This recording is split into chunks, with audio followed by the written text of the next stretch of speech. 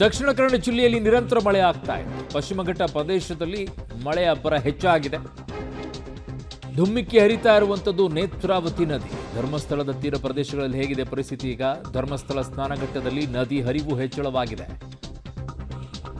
ಬಹಳ ಎಚ್ಚರಿಕೆಯಿಂದಿರಬೇಕು. ಯಾತ್ರಾರ್ಥಿಗಳಿಗೆ ಅಲ್ಲಿ ನದಿಗೆ ಇಳಿಯದಂತೆ ಸೂಚನೆಯನ್ನ ಕೊಟ್ಟಿದ್ದಾರೆ. ದಕ್ಷಿಣ ಕನ್ನಡ ಜಿಲ್ಲೆಯಲ್ಲಿ ನಿರಂತರವಾಗಿ ಮಳೆ ಆಗ್ತಾ ಇರೋದ್ರಿಂದ ಯಾರೇ ಅಲ್ಲಿ ಭಕ್ತಾದಿಗಳು ಹೋದರೂ ಕೂಡ ಸಾಮಾನ್ಯವಾಗಿ ನೇತ್ರಾವತಿಯಲ್ಲಿ ಸ್ನಾನ ಮಾಡ್ಕೊಂಡು ಆಮೇಲೆ ದರ್ಶನಕ್ಕೆ ಹೋಗ್ತಾರೆ. ಬಟ್ ಈ ಪ್ರಮಾಣದಲ್ಲಿ ನೀರು ಹರಿತಾ ಇದ್ದರೆ ಯಾರಿಗೆ ತಾನೇ ಅಲ್ಲಿ ನೀರಲ್ಲಿ ಇಳಿಯಕ್ಕೆ ಬಿಡ್ತಾರೆ? ಎಲ್ಲವೂ ಕೂಡ ಗೇಟ್ ಹಾಕಿದ್ದಾರೆ ಈಗ. ಹಾಗಾಗಿ ಅಲ್ಲೇ ದಡದಲ್ಲಿ ಕೂತ್ಕೊಂಡು ನೀರು ಹಾಕ್ಕೊಳ್ತಾರೆ ಅಥವಾ ಸುಮ್ಮನೆ ಹೋಗಿ ದರ್ಶನ ಮಾಡ್ಕೊಂಡು ಬರ್ತಾರೆ ಗೊತ್ತಿಲ್ಲ. ಈಗ ಸದ್ಯಕ್ಕಂತೂ ನೇತ್ರಾವತಿ ನದಿಯ ದೃಶ್ಯ ಇದು, ಧರ್ಮಸ್ಥಳದ ಸ್ನಾನಘಟ್ಟ.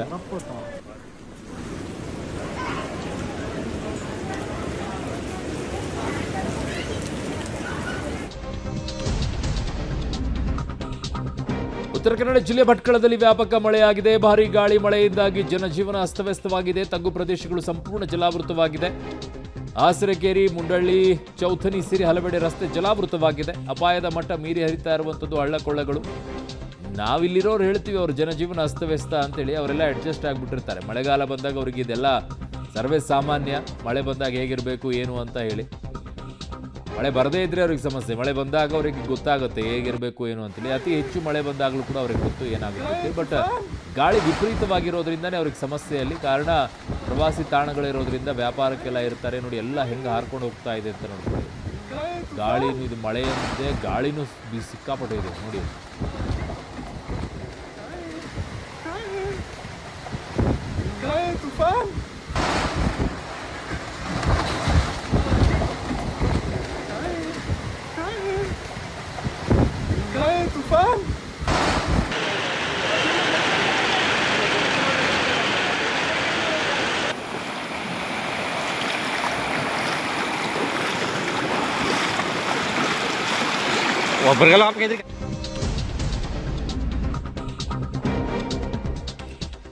ಉತ್ತರ ಕನ್ನಡ ಜಿಲ್ಲೆಯಲ್ಲಿ ಮಳೆಯ ಅಬ್ಬರ. ವಿದ್ಯುತ್ ಕಂಬ ಸಮೇತ ಮರ ಧರೆಗುರುಳಿದೆ.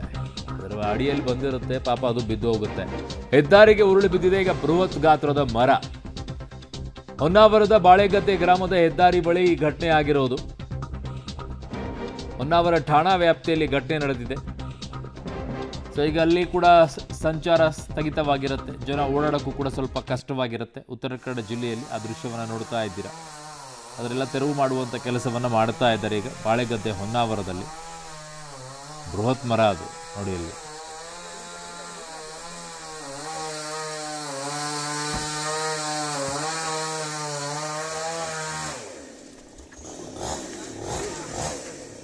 ಮಿನಿಮಮ್ 30-40 ವರ್ಷದ ಮರ ಅದು. ನೋಡ್ತಾ ಇದ್ರೆ ಬಿದ್ದೋಗ್ಬಿಟ್ಟಿದೆ ಈಗ. ಅದು ಯಾಕೆ ಏನು ಎತ್ತ ಅನ್ನುವಂಥದ್ದು ಎಲ್ಲರಿಗೂ ತಲೆನೋವು. ಈಗ ಹಲವು ಕಡೆಗಳಲ್ಲಿ ಇದೇ ರೀತಿಯಾಗಿ ಮರ ಉರಿದು ಬೀಳ್ತಾ ಇದೆ, ಮರ ಬೀಳ್ತಾ ಇದೆ ಅಂತೇಳಿ.